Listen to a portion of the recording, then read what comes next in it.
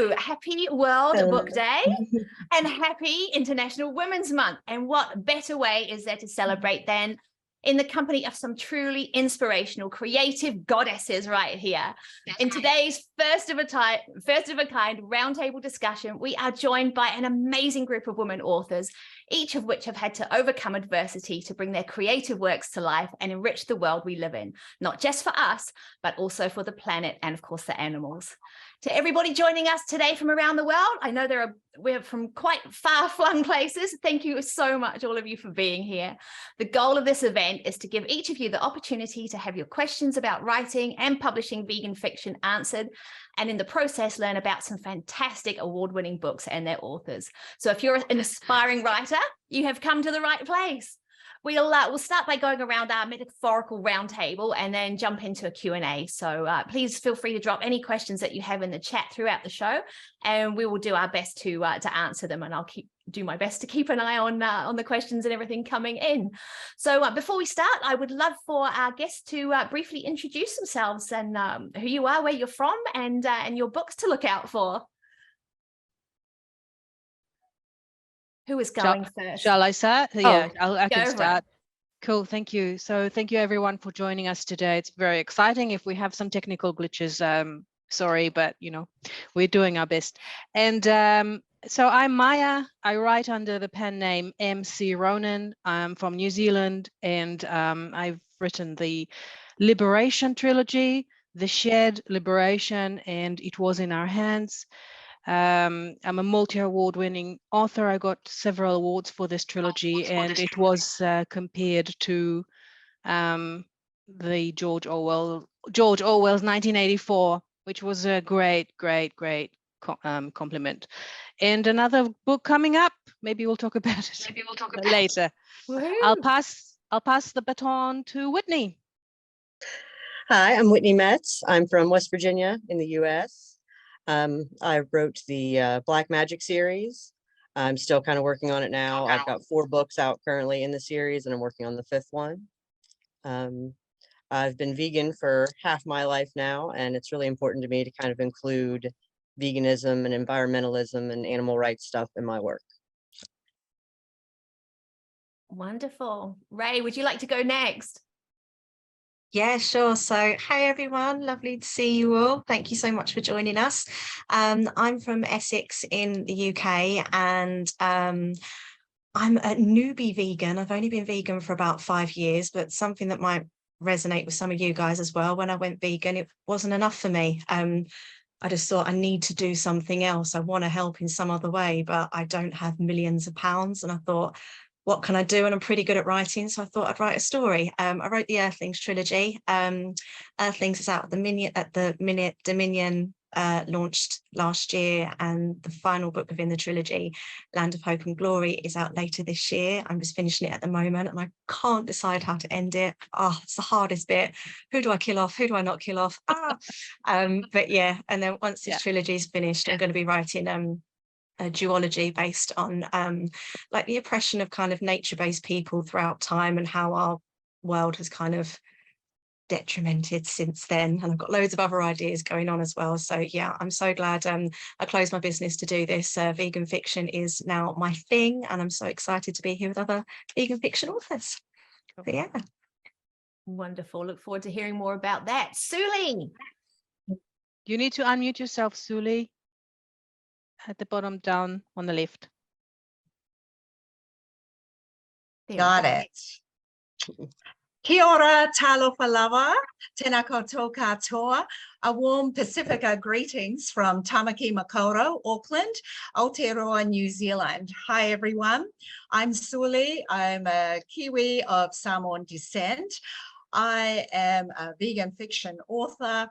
Animal Voices was my first book, published in 2019, and my latest book, A Silent Knowing, published 4 months ago, and I'll mention more about them later.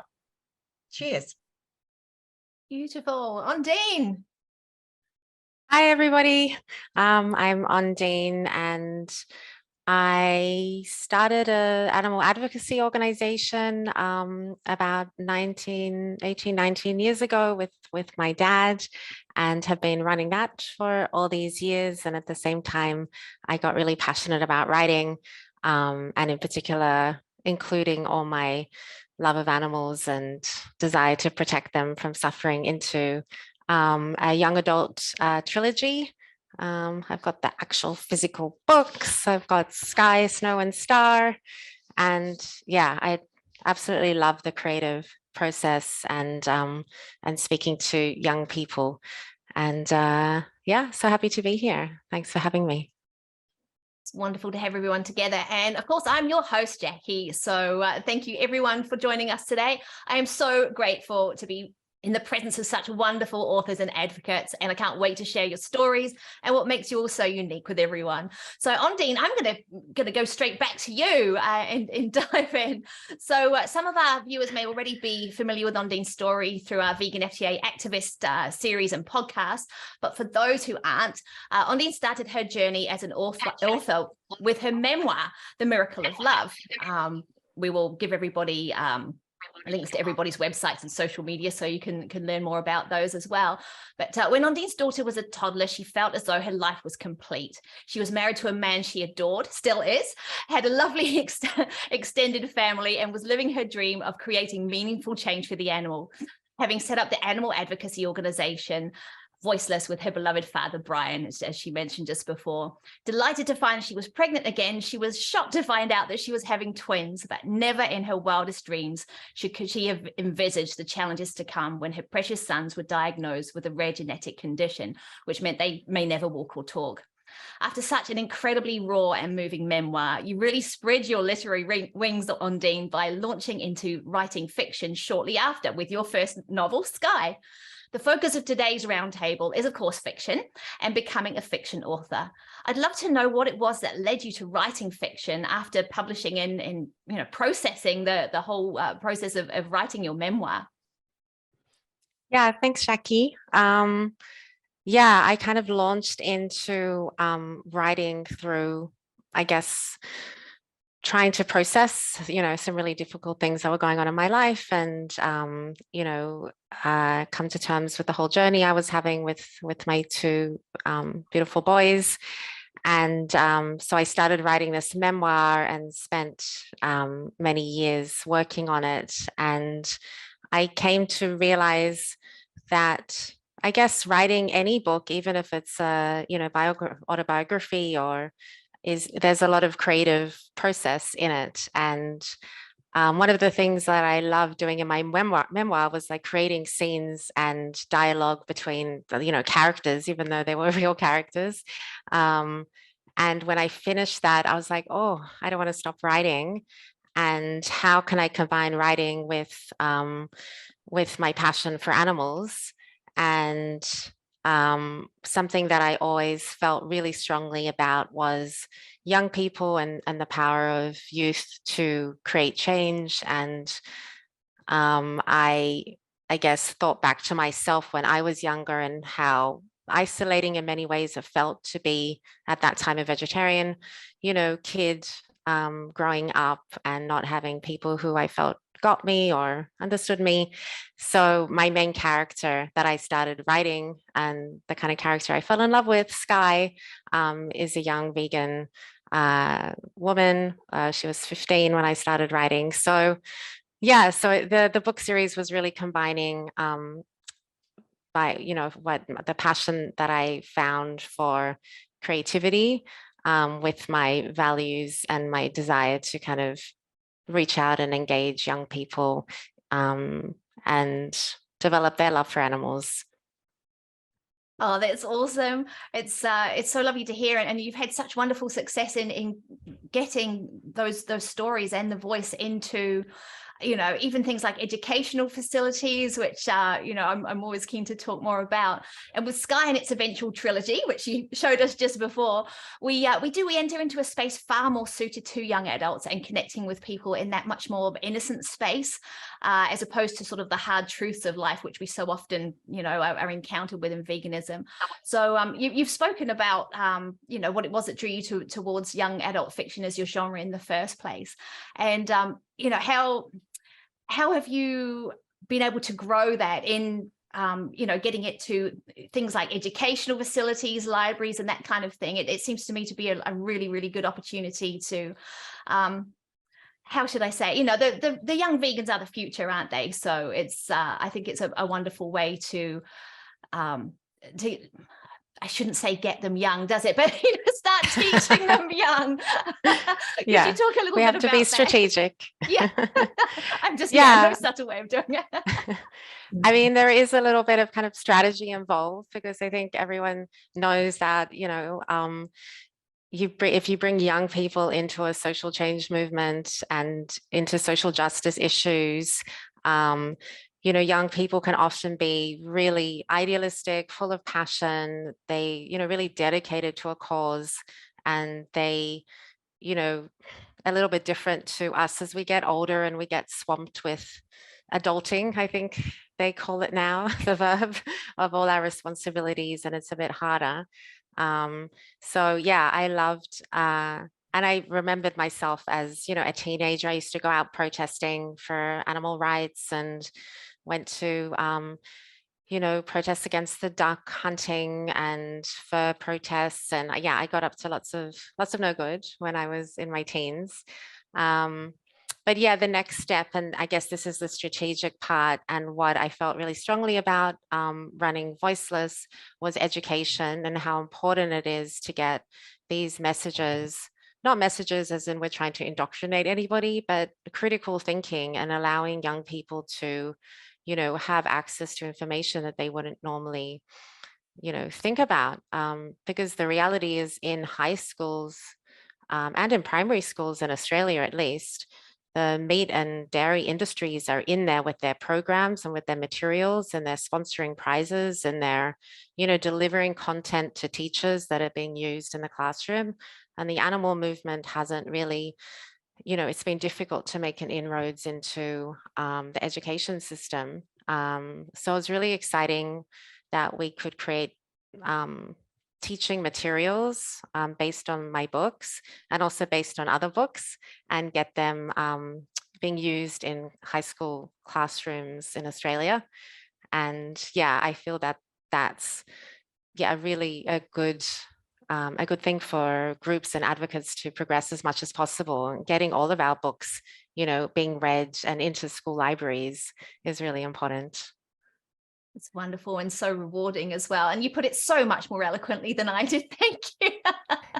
I must apologize if I was a little distracted there before. It seems that I've had we have a concrete truck that's just pulled up outside our house, and so all the neighborhood dogs and everything. It's perfect timing. Thank you so much. If anybody would like to learn more about Ondine's backstory and everything, by all means go to the Vegan FTA YouTube channel, where we interviewed Ondine last year, and it was a really wonderful discussion. So I can definitely recommend checking that out. Whitney. Thank you. As the author of the Black Magic series, you have been sharing the importance of connection with each other and the earth. I'm sure our other authors here today can agree that connecting with others is vital to sharing our message and spreading that joy. And we're all here now. A connection I just adore about your background story is that of Riley and, is it Toonie? Two pigs. Yeah, it's short for Petunia. Oh, love it. Love it. Oh, I love that. These are two beautiful pigs that you adopted from Farm Sanctuary and actually dedicated your first book to. And often when we think of connecting with others, we just sort of assume, you know, human animals. But I understand that this adorable pair have really helped you connect with your creativity. Would you like to share a little about this with our audience, and what Riley and Toonie mean to you, Petunia, should I say, and your writing? Absolutely. I interned with Farm Sanctuary. I did an animal care internship back in 2011, I believe. And they had just come into the sanctuary when I started. So I met them when they were really little. And right before I left, I heard that they were planning to adopt Riley and Petunia out to someone. They had problems getting along with the other pigs because they were both very small. And so they wanted to send them someplace where they could have space to themselves and not have to feel threatened all the time. And the more I thought about it, I just knew that I wanted to bring them home with me. Like, I just thought that was something that I could do to like make a difference in their life, because where I live, we have like all kinds of land, and I was like, this is just a thing that I need to do.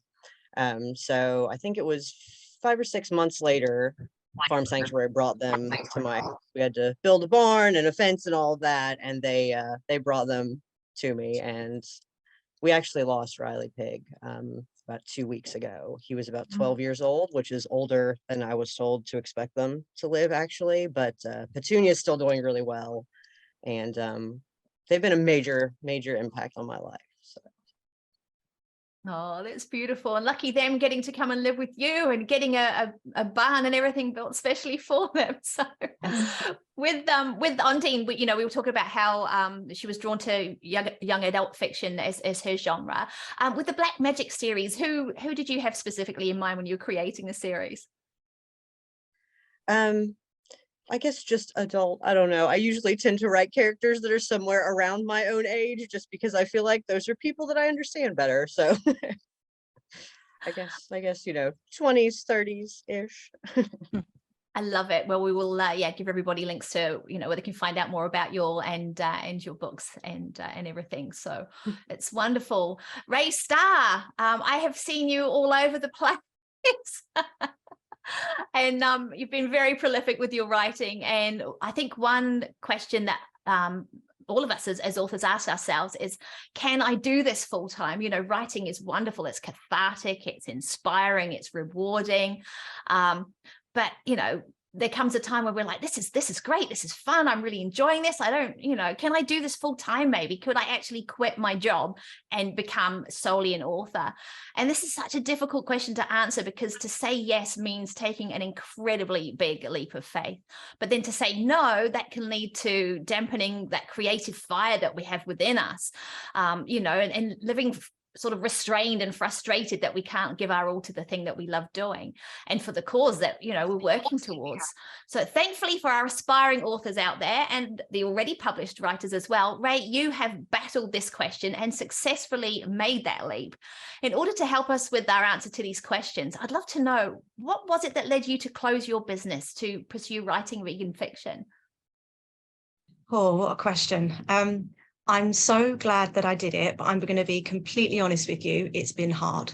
It's not been easy, because my previous business had a very successful PR business that paid my mortgage, paid all my bills, all the life stuff, it covered all of that. And then lockdown happened and I couldn't work, and I began writing the story and everything, and I realized how much I loved it and how much I enjoyed it. And sorry, I'm speaking quietly. My kids are asleep in the next room, and if I wake them, this is over. I got to go. So sorry, I'm speaking so quietly. But yeah, and I don't know. I just thought, wow, this is what I want to do. I feel like I was meant to do this, but how can I make enough money from this where I can still pay for my house and all the stuff? So it was a really scary thing to do, to go from earning what I used to and then knowing I would be earning, well, nowhere near as much, but I'm so glad I made that jump. And I'll admit, I don't earn what I used to now, but I'm happy. I'm so much happier. And I know the money will come in time, and like I'm doing something now that isn't about the money. I feel like I'm doing this and I'm making a difference. And that means more to me than anything that I ever did in my previous business. It's not to say you can't make money from this, because you can, but you can't rely just on book sales. So you have to do the school visits, you have to do the community visits, you have to do the events. Ironically, a lot of people write books because they're quite introverted like me. I'm a bit of an introvert, and I thought I wouldn't have to worry about public speaking or anything like that. Boy, was I wrong.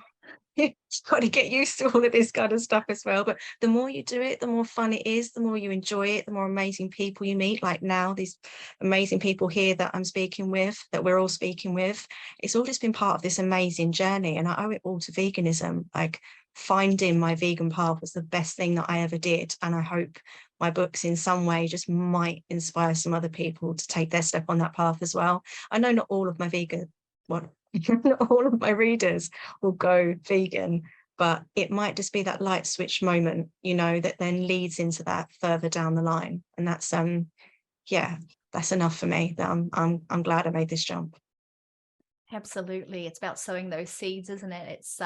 That's wonderful. Exactly And that. thank you for your honesty. And I think it's a very good point. You know, certainly in my process, when I wrote my first couple of books, it was, you know, I did it I thought it would financially get me out of a hole, which was completely the wrong reason for doing it. You know, as it turned out, I ended up creating books that I was really proud of. And I'm so glad that I did it. But it was, I thought I would instantly be like J.K. Rowling or Marion Keyes or, you know, really famous, prolific, wealthy author. And I'm still waiting for that to happen. So I think that's a really good point. And thank you. And you've certainly been nailing it with the public speaking, going around places as well, because that is probably why I've seen you all over the place. But you've just got to get used to it. It's one of them things, like it's so daunting at first, the first time you do it. But like I say, you can't just rely on book sales on their own. If you want to do this as a career and you want it to cover your bills and all the stuff and it to be an actual job, writing the books isn't enough. You've got to do the whole caboodle. And at least there's so many other things as well. So I'd recommend it to anyone. It's a great job to have. Absolutely. Oh, thank you for sharing. And I just had it in the chat before, someone has had to leave, but wanted to know if a recording would be available. And yes, this is being recorded and it will be made available widely afterwards as well. So no problem there. As some of our viewers may have picked up upon, Ray, your book titles share the names of iconic documentaries in our movement, such as Earthlings and Dominion. I'm still waiting to read Dominion. It hasn't arrived in New Zealand yet. But I'm so we have post issues over here in UK at the moment.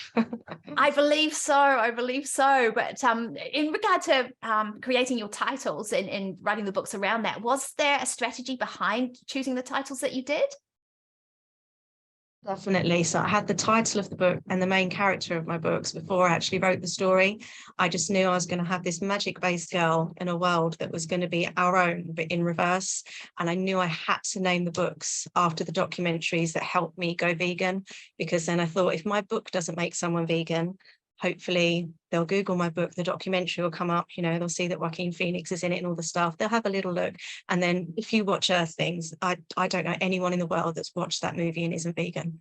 If you ever want someone to go vegan, just sit them down in front of Earthlings and that's it, done. Same as Dominion and Land and Hope and Glory, which is my third book. Not as many people know of. It's a UK-based one by Ed Winters and Surge Movement. But I don't know about anyone else. When I first went vegan, I'd see these documentaries, but in the back of my head, I'd think, but that doesn't happen in this country. That doesn't happen over here.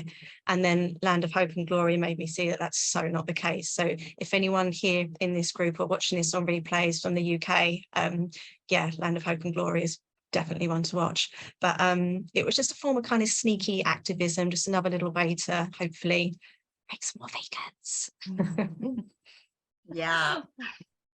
Wonderful. It was a great move, definitely. Thank you so much for sharing with us. And really looking forward to completing the rest of the trilogy. Suli, I would love to come up to you in Auckland there. And a part of what makes or breaks a writer is the ability to share part of themselves with their chosen audience. Even in works of fiction, we are sharing our interpretations of fantasy worlds like Whitney and Ray. We are sharing how we truly see events unfolding through the lenses of the characters that we create. In your most recent book, A Silent Knowing, you've created a heart-wrenching narrative about the life of Black, a voiceless family pet who, like millions of animals, suffers from domestic violence. This incredible story transports the readers directly into the heart of family conflict and violence. It's been truly enlightening for myself to read your books and your blogs. I love your blog, and gain some insight into Pacifica culture around food and animals, even while exploring fictional scenarios. Your beautifully crafted writing brings a spotlight to the experience of Pacifica women and living in a culture where, as you wrote in one of your wonderful blogs, you needed to stay out of trouble and not publicize your empathy. As someone who's now empowering that compassionate voice among Pacifica women, have you found it liberating to be able to share your culture through the platform of writing fiction? Now I do as an adult. I'm a Kiwi of Samoan descent, as I mentioned before. I grew up in Aotearoa, New Zealand, with migrant parents from the South Pacific Islands of Samoa. And it wasn't easy. It's never easy anyway for any migrant to a new country, especially for children like myself. And growing up in the 60s and 70s in the Pacifica community and culture, veganism wasn't a thing. It wasn't anywhere near my world. And all I knew was that I had a deep sensitivity for animals and empathy that no one else around me had. Meat was meat. Meat was sustenance, and meat was as necessary as oxygen and the Bible. So, but for me, meat was an animal, and I loved animals. In the 60s and early 70s, people could purchase live poultry for their own use and for Pacifica family and cultural events such as weddings, funerals, and church gatherings. My father and uncles would set out early in the morning and bring home the largest pig they could buy from the pig farms. And the knives would come out, literally, and the pig's frantic squealing would begin. And that was my cue to escape the murder scene and to hide in my bedroom at the front of my childhood home, far away from the ear-splitting squeals, echoing throughout our neighborhood and from our backyard. So as a child, I suppressed my empathy for animals in order to participate in my Pacifica traditions of mandatory meat dishes. And I grew up pretending not to know. And this created a writer and an outlier in me. Throughout high school, I'd enter writing competitions and win. And my stories almost always involved animals as the companion, hero, or victim, and no one noticed. And I don't think I was even aware of it at that time. I became very good at suppressing yucky feelings right up to my 40s. So why do I talk about being a first-generation Kiwi Samoan in Aotearoa, New Zealand? Because this is my origin story, and I want to speak to any young Pacifica, any young person whose culture doesn't share their empathy for animals, their desire to end suffering and exploitation of animals. My message to them is that you can make the change. Unlike when I was growing up, you can be vegan and you can do vegan. Now in the 21st century, veganism is a thing and you can be part of the vegan future.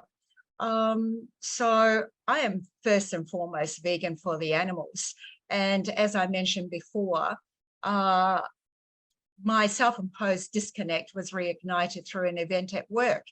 And a whole heap of things happened which launched me into veganism, but also writing my first book, Animal Voices, published in 2019, and A Silent Knowing, published 4 months ago. So that's it, yeah.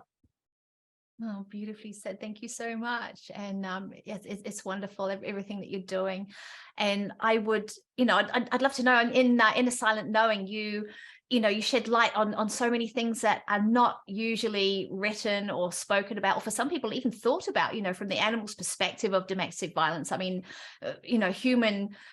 as humans, we are not the only victims of domestic violence. It's pets, companion animals are always, deeply affected, that people just don't realize as well.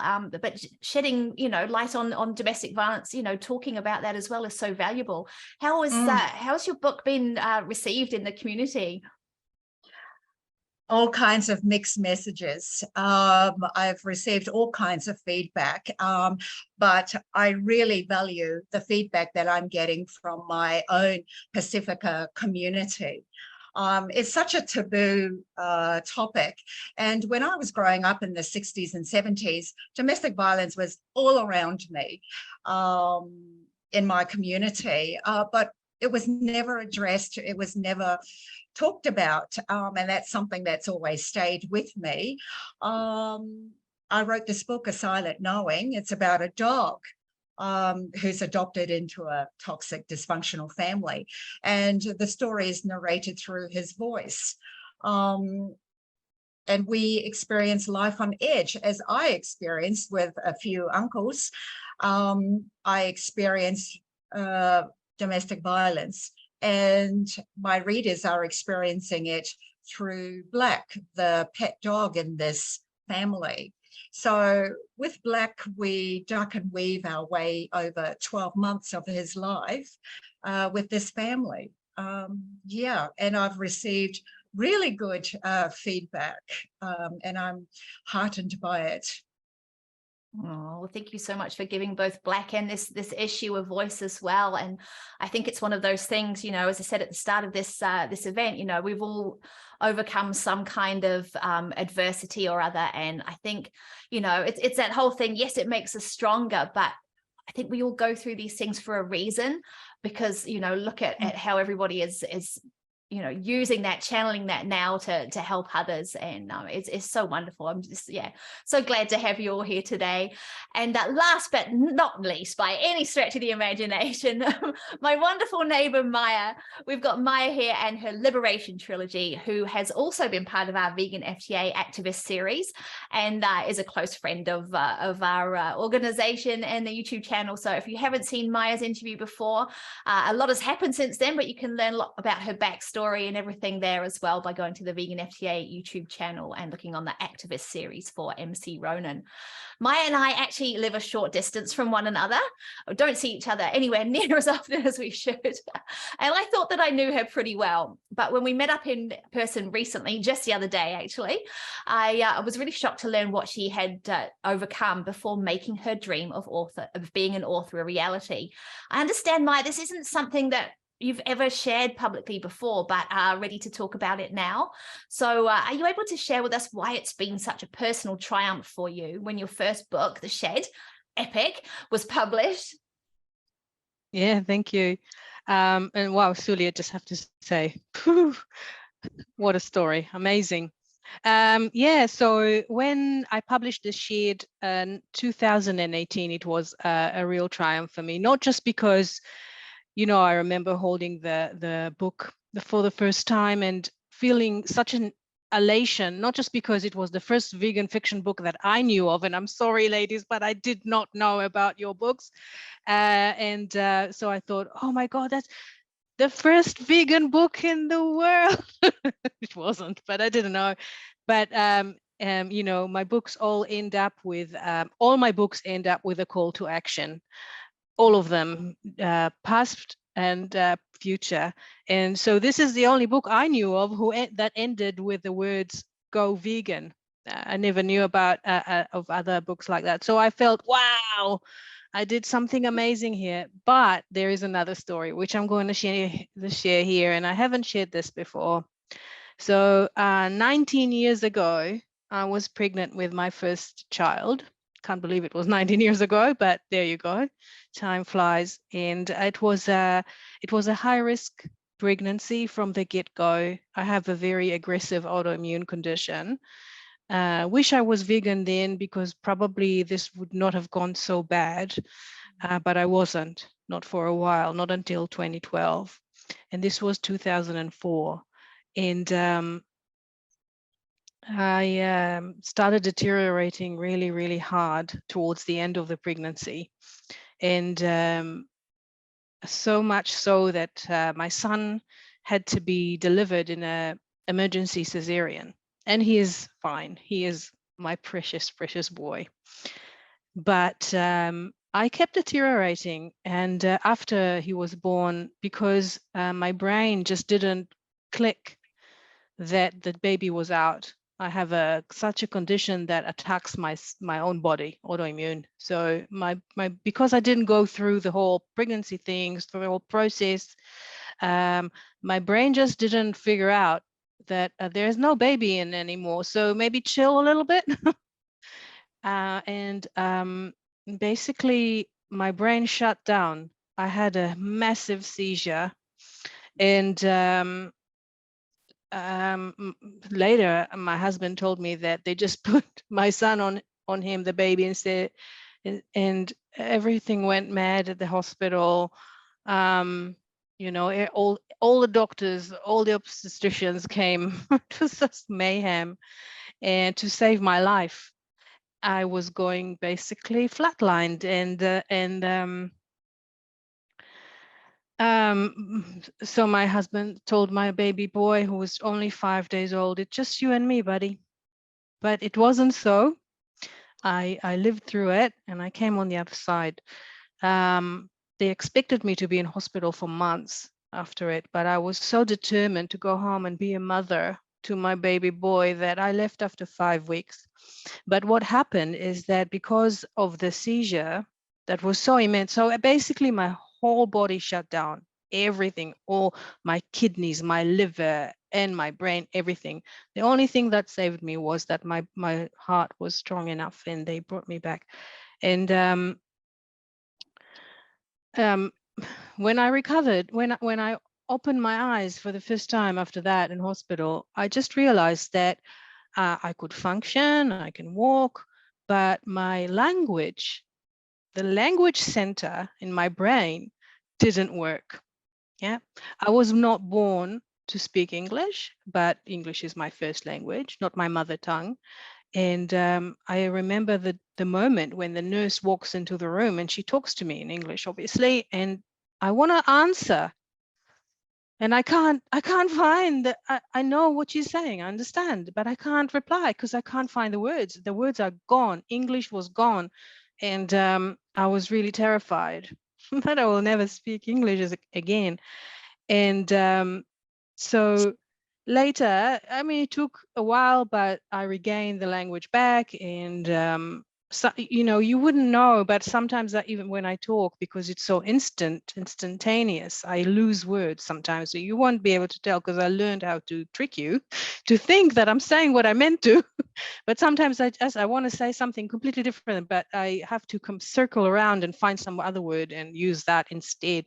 But it doesn't bother me when I write, because writing, you can spend more time and really say what you want to say and take your time to write.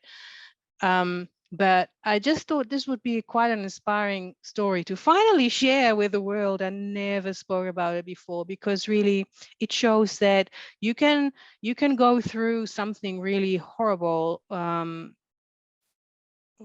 or, you know, medical, or lose yourself and still come out winning on the other side. So for me, holding the shed was amazing, because it was a real win for me over that, you know, deep. Yeah. Absolutely. Absolutely. Thank you so much for sharing. Wow. Crikey, you think you know a person, Maya.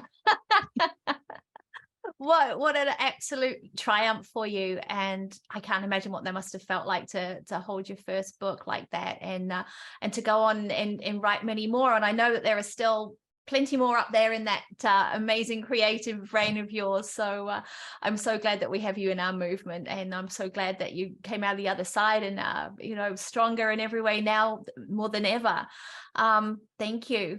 I have to say, you know, you are very much yourself in everything that you do. And an element that's so important on and off the page as an author is being authentic to your true self. In the author profile on the back cover of your book, you're very clearly and deliberately referred to as a vegan and as an activist, which we love. Why was that so important to you? To, you know, some people sort of stay away from the V word, or heaven forbid we be described as activists, but you very much wanted both on there. Why was that? And I respect everyone's decision to not do that. Yeah, I mean, everyone has their own style. But for me, going vegan in 2012 has been the most powerful thing that I could do. And I became also an animal rights activist. So I organize vigils and marches and all sorts of things in Wellington for years now. And writing has become part of my activism as well. It's an outreach tool. It's a way to spread the message, like Ray said so eloquently. So for me, being vegan is part of my identity. I can't unpick veganism from myself. And I want people who pick up my books to know it and respect it. I mean, it's funny because people say, oh, don't do it because people won't read your book. And it's not true at all. People have a lot of curiosity, I think, when they see that the author is vegan. Well, what does it mean? Because the book it's just a thriller. You know, my books are all like dystopian thrillers, and they are very fast paced. You can't put them down. Everyone will enjoy. I always say I write for everyone.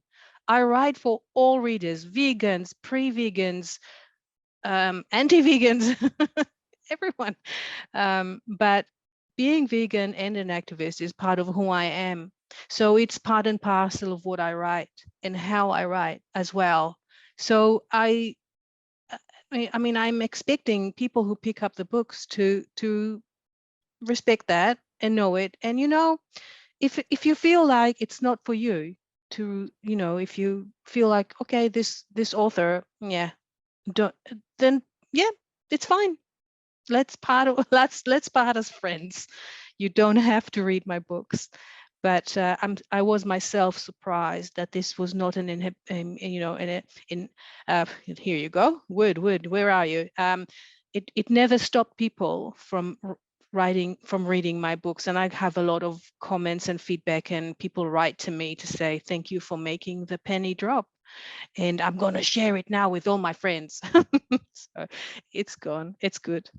Oh, that's wonderful. What better result can we have than that? And I've loved listening to all of you, and you know, what a diverse, wonderful group that we have here. There really is, like Maya said, I mean, it's impossible not to like her books, quite frankly, but you know, if there was someone out there that wasn't, you know, didn't resonate with that genre, we have got something here for everyone, and we'll definitely make sure that we share everybody's social media and websites and where you can find out more. I know there have been questions from people that want to know where to get the books from, so we'll definitely do that.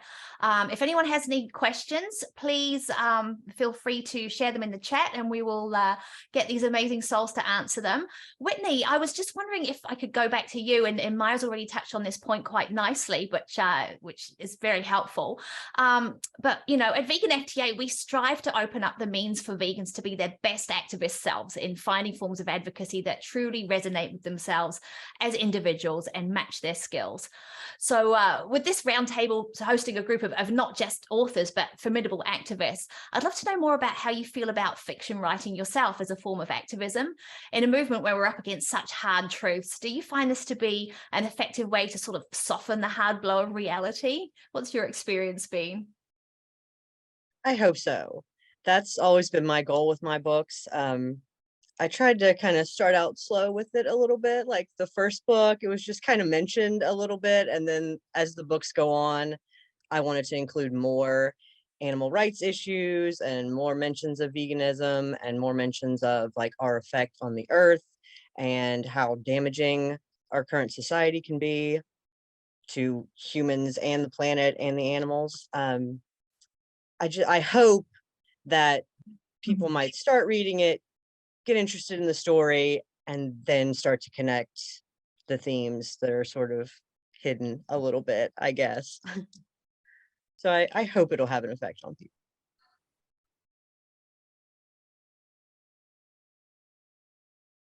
Sorry, that was me chatting away. I've been trying to drown out the concrete truck. But I think it's wonderful. It's such an effective form of advocacy, as Suli said before, I believe. You know, it's a way where, and Ray as well, you can be a little bit sneaky. You know, you can be bold and out there, or you can be a little bit sneaky, and in order to get the result that you want and encourage that penny to drop in all ages, which is what you're all doing, which has been so wonderful. I've just shared everybody's websites and handles and things like that in the chat if anybody would like to go and find out more about any of our authors, and please feel free to ask any questions. I don't think that we've really talked about, and it's something that people are always interested in what it was that you know was the catalyst for you all to go vegan in the first place. So Ondine, it's been a while since you've been waiting so patiently. Would you like to share with us? Sure. So, oh, sorry, that was my chair. I went veggie at age 7, and that was back in, well, to give away my age, what year was that? That was early 80s. And at that time, I don't think anybody knew the word vegan. It just wasn't a thing. So being vegetarian in my world was quite shocking for people. It's just similar to, I guess, a kid today. For the younger people in the audience, a kid today saying that they're vegan. So I kind of, spent my life being vegetarian and started my organization. And I actually cannot believe that I went as long as I did without switching to veganism. And it took me so long. But I think, as I mentioned, there were quite a few things going on in my life, and to be kind to myself and encourage other people to be kind to themselves. Sometimes, we can't be as perfect and as we want to be. So it was a no-brainer, I guess, for me to go vegan. We were doing a report at Voiceless into the dairy industry, and I was like, oh my God, like immediately dairy out, eggs out, fish out, so it was, that was, how many years? Like about 9 years ago now. So it's, yeah, I just, I should have been vegan from the start. That's how I feel. And I can't believe I wasn't. So it wasn't even a question. It was more just applying my value into my day-to-day life, with 3 kids under 3, and, the challenges of special needs kids and moving countries 3 times. So those are all my excuses. But yeah. Oh, it's wonderful. And your achievements have been absolutely incredible. If you haven't checked it out before, Ondine spoke at the start about the organization that she began with her father, Voiceless. Is it voiceless.org, Ondine? .org.au. .org.au. Yeah. Please check it out. Their work is amazing. Yeah, there's lots of resources and educational materials if there's any teachers out there. And yeah, lots of stuff that people can download. Be warned, you may want to, become a lawyer and get involved in animal law, because that's what happened to me when I spoke to Ondine at length as well and checked out Voiceless. But I think I have to do a shout out to Katrina Sharman, who I think she's here in the audience, and she was the first animal lawyer in Australia, our first hire at Voiceless. And she was part of our organization for many, many years and did amazing work. She's now living in the US. So I don't know if she's still lurking around in the background there. Katrina, are you here? Thank you, Andy. Okay, yes, she's there. So yeah, Katrina basically kickstarted like the animal law movement in Australia and really got animal law going as part of universities and people studying it and practicing it. So yeah. That's fantastic. Hello, Katrina. Thank you, Katrina. Lovely to see you Thank on you, here. Katrina. That is very cool. I think all of us, you're amazing achievers as authors as well, but let's face it, like a lot of women, you're all juggling multiple things. Ray is juggling children as we speak. Ray, would you like to share with us your experience about, publishing in a vegan genre? I know, it's not my story to share today, but in the when I published our vegan books, it was through a mainstream publisher. And for me, this turned out to be a rather interesting exercise, because we were treated, we didn't know at the time until after, but we were treated as an experiment, which we didn't really appreciate. How has your experience been of this? Oh, there's so many different avenues I can go down to answer this question, and I don't want to be talking for ages, so I'm going to try and stay focused. But it's been a real mixed bag for me. So when I first started, I did the typical route of applying for literary agent. But because I was honest about what my book was, and it was, so The Earthlings world is the world as we know it now, but in reverse. So rather than humans being at the top of the food chain, animals are, and we're in the place with the milking mothers, with a steak, with the eggs, the chop, and all the rest of it, but in a child-friendly way. So, which sounds insane, but had to make it child friendly. It can be made child friendly.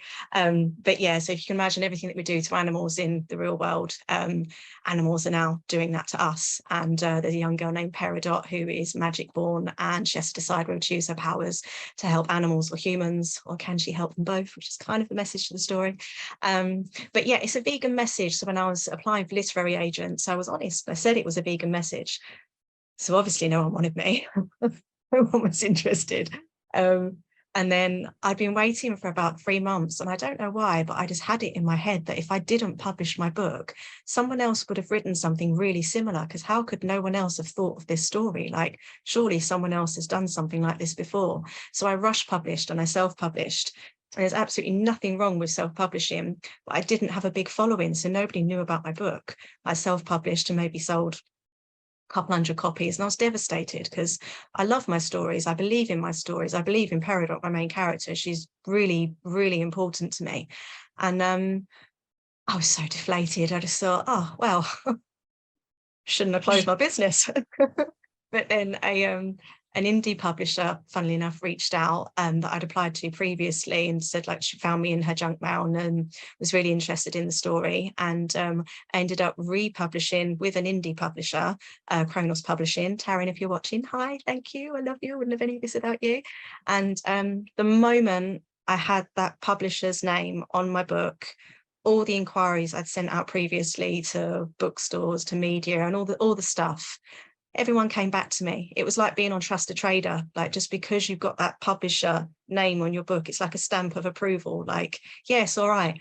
Do you know what I mean? And then everyone started coming back to me. And then that was when it went from a couple of hundred sales to a few thousand, and where we are now. So I'm really, really lucky in that respect. But when you publish, if you publish a vegan book, so my path's been really different to Maya's actually, and it's really interesting hearing your point of view on that, Maya. So it's nice to know that it works both ways, because obviously using the V word for me was to my detriment. It didn't work in my favor.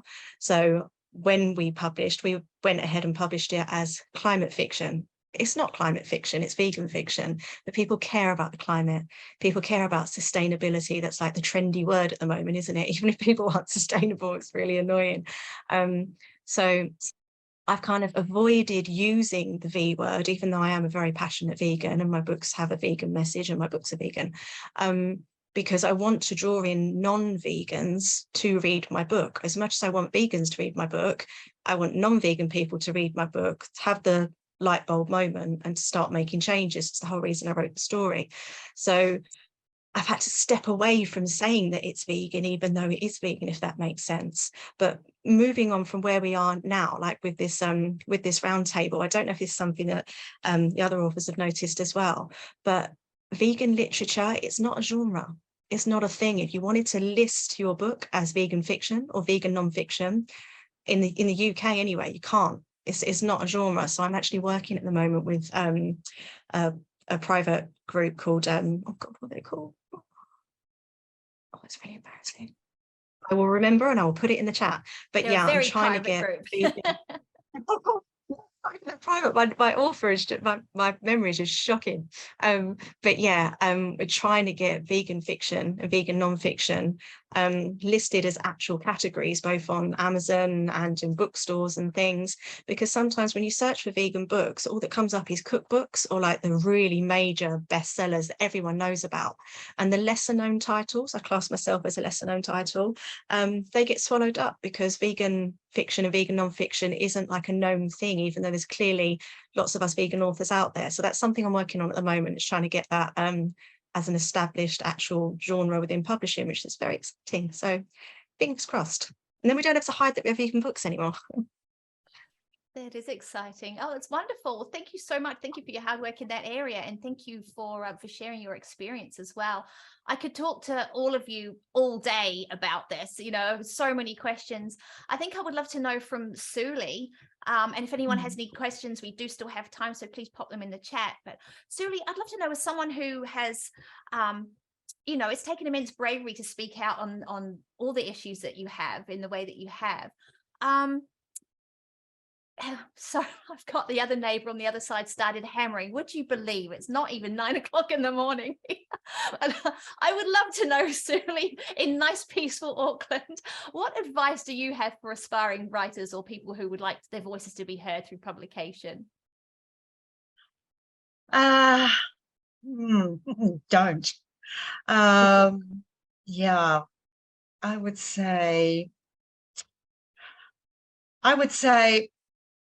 for those who want to write vegan fiction, what keeps you up at night? What's the change that you would like to see in the world? What upsets, worries, or infuriates you? And whatever that thing is, whether it be animal exploitation, deforestation, speciesism, this is the word I can never pronounce, intersectionality, whatever it is, whatever the thing is, write about it. Create a story around it and let that upset, worry, and anger fuel your writing. Vegan fiction is fun and furious. It's writing on purpose for a vegan future. So I'm really excited about vegan fiction in the future. Just do it. That's my advice. Absolutely, that's great advice. Thank you so much. And Ray has remembered the private group that she was trying to think of down in the chat is the Society of Authors. So there we go, mystery solved. I guess all that remains really, I know that Maya has something that she wants to share with us, which needs me nicely into the last question is, where to with all of you from here? What is next? Maya, would you like to start? So yeah, where next? I'm writing a new book. It will come out this year. And funny enough, Ray, it's a climate fiction. It's a proper climate fiction, but as with me, it will have a call to action, and it's for, front, back, and center about going vegan to save our own souls. But it's very hard hitting. It's still suspense, thriller, dystopia kind of, because this is my genre. Even if I tried, I don't think I could do anything else. I love kind of fast-paced and very thrilling, exciting plots. But this book is going to be very hard-hitting, and I don't even think it would have qualified for young adults, to be honest, because there are scenes there that will shock you, because the whole purpose for me was to show the collapse of social structure and morality and everything else.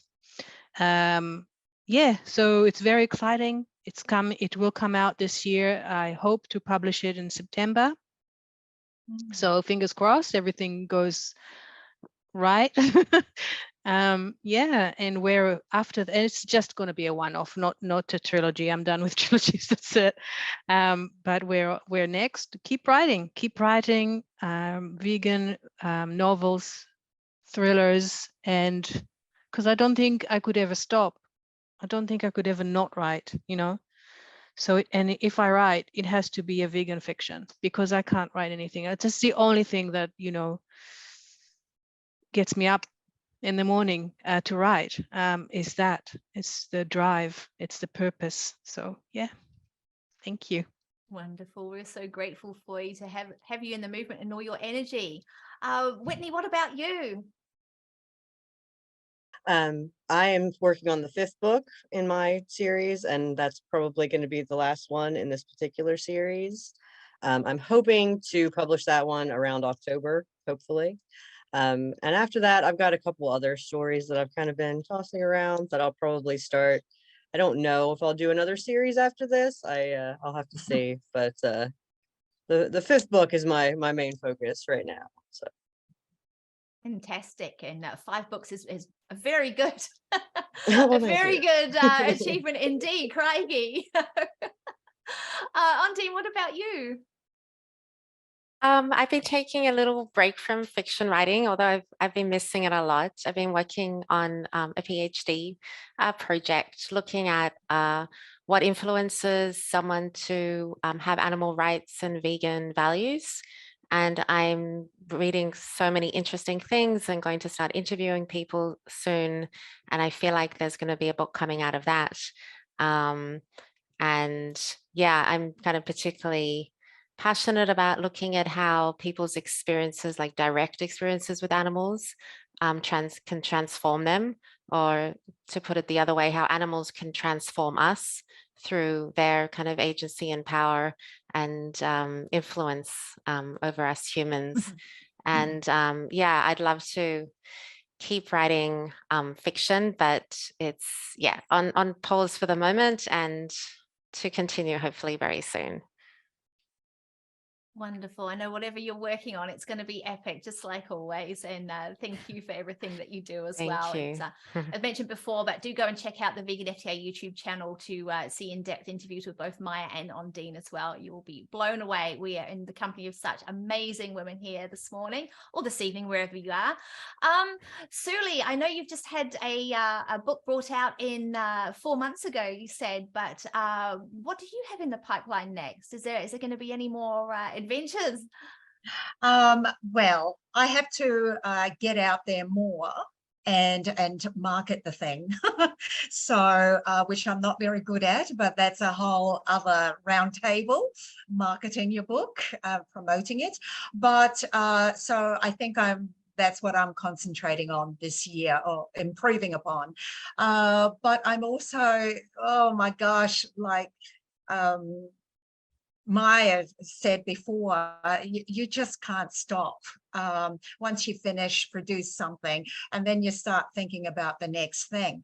And what's bubbling in my head at the moment is the ocean. I have a new baby granddaughter, and she's gorgeous, and her name is Oceana. So I'm thinking to do something about the ocean and sea creatures, and I'm going to try my hand at fantasy. I'm feeling the fantasy at the moment with Oceana as the sea warrior, or the defender of the sea creatures, especially the endangered sea creatures. So yeah, I'm playing with that idea at the moment and getting serious about marketing my new book. Yeah. That is fantastic. How exciting. I love that concept. What amazing company you're in. Like, Yeah. So fantasy writers. We've actually got a question here from Jackie, who says, Suli, your story is so beautiful and inspiring. Your book, A Silent Knowing, sounds amazing. I just checked on Barnes & Noble and Amazon, but it's out of stock. Do you know where the best place to get a copy might be? You must have done a better job at marketing your book than you thought. On my website, sulywrites.com. Wonderful. I've shared that in the chat. Thank you so much. Thanks, Jackie. Right. And Ray, crikey, wow, I'm looking forward to Land of Hope and Glory. I'm looking forward to Dominion arriving in the mail. What do we have to look forward to with you coming up? So yeah, I've got to finish Land of Hope and Glory. That's what I'm doing at the moment when my kids are sleeping. It's all in here. I've just got to get it down. But yeah, once that's finished, I've then got to do the prequel. So there's a scenario that happens in the Earthlings world that gives animals their voices. It's called The Changing, which is like Peridot's mother's story of how all of that happened. And that one is a bit more kind of climate based. But yes, I've got to write the prequel, which is a mum Valertha's story, The Changing. After that, I want to write a duology based on the oppression of Indigenous people throughout the ages, with a focus also on the witch trials as well. And I also want to write some children's books as well. I haven't given up hope of getting a literary agent. And I know if I get a literary agent, that's when my books will go from where they are now to like boom, because as soon as you've got a literary agent, that's a game changer in the publishing world. You can see the authors that are absolutely smashing it and don't have to market their own books and all the rest of it, and it's all kind of done for them, are the ones that have got literary agents. So I do want one, and I think the right angle for me to use is children's books, where I teach in schools. I teach writing for nature workshops, which is great fun. They're actually vegan writing workshops, but again, we don't use the V word, or no schools have booked me, so they're writing for nature workshops. Sneaky. And then when I get to the school, they're like, oh, we didn't know you was going to talk about this. Very sneaky. But yes, I've got an idea in my head for Enviro Boy and Enviro Girl, and they're going to, fly around the world saving all different types of animals and stuff. So loads in here. I've just got to write it down, but lots of writing. Love writing. Just want to write. Yeah. That's fantastic. Listening to you, I think I'm going to need to get me some more. I thought these shelves were enough behind me, but obviously not. I need to get some more bookshelves. But it's a perfect way talking about how much you love writing. To finish with a question from Shibari, who says, do you have any tips for budding writers to overcome writer's block? Whoever would like to share, you're welcome to jump in. I'll jump in and say, I guess just from my perspective, I've been in quite a few writing groups and around budding writers over many years now. And I think I would guess, or what my feeling is that writing block comes from fear. And to overcome fear, you just have to do it. Like, just get words on paper. Don't think about it. Don't try and make it perfect. Don't expect it to be the final draft. And, like all those scenes in the movies are very deceptive, where someone like types all night and then they pull out the manuscript and they send it off to the publisher, and lo and behold, it's a bestseller. Yeah, it doesn't work like that. You have to, like, writing is a craft and a practice, and you get better at it, and you just have to, like, words on paper, and don't think too much about it. Love it. Thank you. Anybody else like to jump in with some tips? Yeah, I don't mind saying. For me, sometimes to get inspired, I just need to spend time with the animals, either the cuddly ones, my dogs, for example, or the bunny who's right there sleeping. I've got a bunny. This is not my office. This is her office. But sometimes I need to go and stand outside the slaughterhouse to look into the eyes of the victims, just to remind myself who I'm doing this for. So really, it's getting the inspiration from the things that motivate me. And sometimes it's just being with my family and the people I love, and just reminding myself what really matters to me. It's okay to take a break and think about what you want to write about. I just wanted to tell everyone who wants to be a writer and publish their books that it takes work. And Sully talked a lot about marketing, and I also don't have an agent, and because I'm such a vegan, outspoken person, I don't know if I'll ever have an agent unless there's a vegan agent who want to work with me. But because of that, you need to put heaps of work, like ridiculous amount of work, into marketing your own books and doing things like going out there and speaking and doing public speaking gigs and all that Ray talked about before. Everything, it's like what Odin said, it rarely is that you write a book and it's like, woo, bestseller and J.K. Rowling. So just be ready to put in the hard work, and then sky's the limit. Believe and trust in the universe and yourself. Yeah. Thank you so much. Can I just say, following on from what Maya said, find what inspires and motivates you. For me, it's animal suffering, and animal suffering is everywhere. I can find it easily online and on the streets when people are walking their dogs on piping hot roads. So animal suffering inspires and motivates me. Find what inspires you, because animal suffering moves my ass out of bed at 5 a.m. every morning to write for an hour before getting ready for my day job. I write for them. So who do you write for, and what do you write for? I think that that will help you. And take the breaks. Yeah, breaks are important.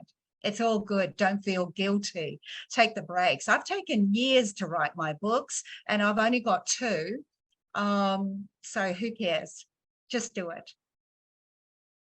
Good things take time. It's beautiful. Thank you so much. Does anybody else have anything they would like to add, or anything that I've neglected to mention?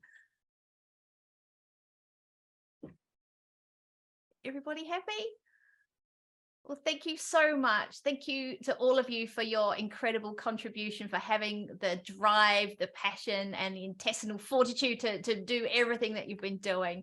It's been a pleasure to have you here today, all of you, and I really look forward to reading all about and reading more of all your books.